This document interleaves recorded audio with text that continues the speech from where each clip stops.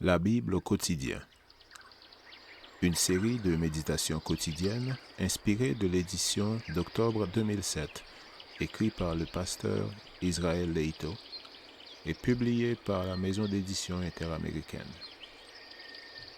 Fais-moi entendre dès le matin ta bienveillance, car je me confie en toi.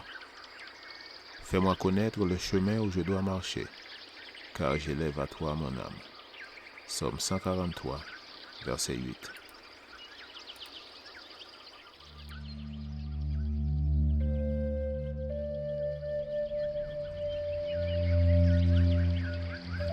Aujourd'hui, le 12 mars, la méditation a pour titre « Servir sans oublier le meilleur ».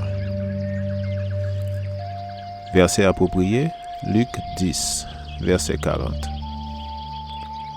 Marthe, occupée à divers soins domestiques, survint et dit « Seigneur, cela ne te fait-il rien que ma sœur me laisse seule pour servir?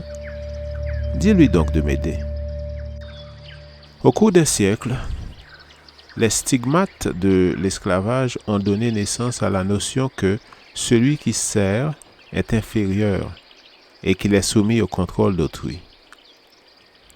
C'est pourquoi les mots « service » ou « servir » ont souvent une connotation péjorative. Le Christ, lui, donna une nouvelle dimension au sujet en affirmant « Le Fils de l'homme n'est pas venu pour être servi, mais pour servir. » Marc 10, verset 45. Nous constatons que Jésus a toujours défendu le service. Il le présente comme une activité désirable pour ses disciples.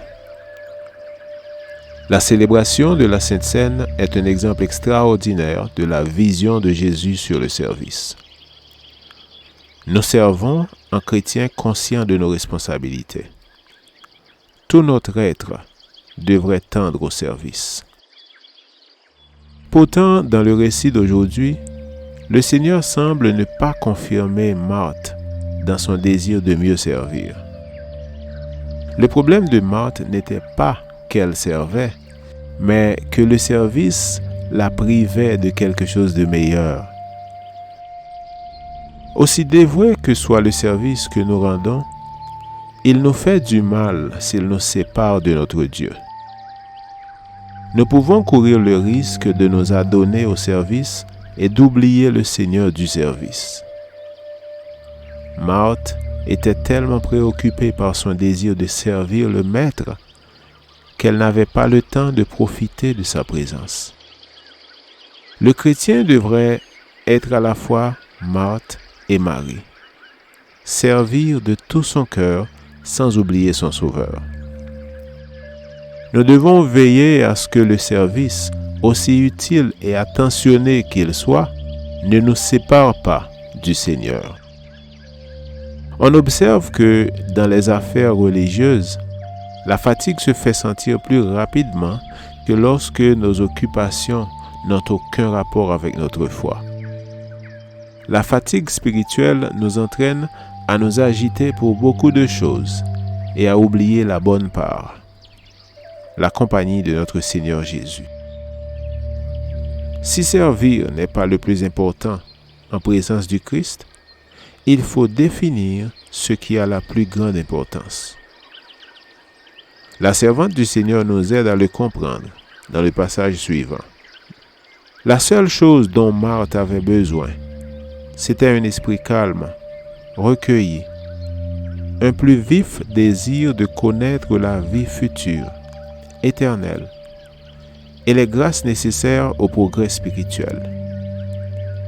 Elle avait besoin de se préoccuper moins des choses qui passent que celles qui durent. Jésus voudrait apprendre à ses enfants à saisir chaque occasion d'obtenir la connaissance qui les rendra sages à salut. La cause du Christ demande des ouvriers diligents et énergiques. Un vaste champ d'activité s'ouvre devant les Marthes zélées pour l'œuvre religieuse. Mais il faut d'abord qu'elles s'asseyent avec Marie aux pieds de Jésus. Fin de citation. C'est tiré de l'ouvrage Jésus-Christ, page 520. La lecture de la Bible pour aujourd'hui dans l'Ancien Testament se trouve dans Deutéronome, les chapitres 29 et 30, et dans le Nouveau Testament, Luc, chapitre 10. Je vous souhaite de passer une excellente journée avec Jésus.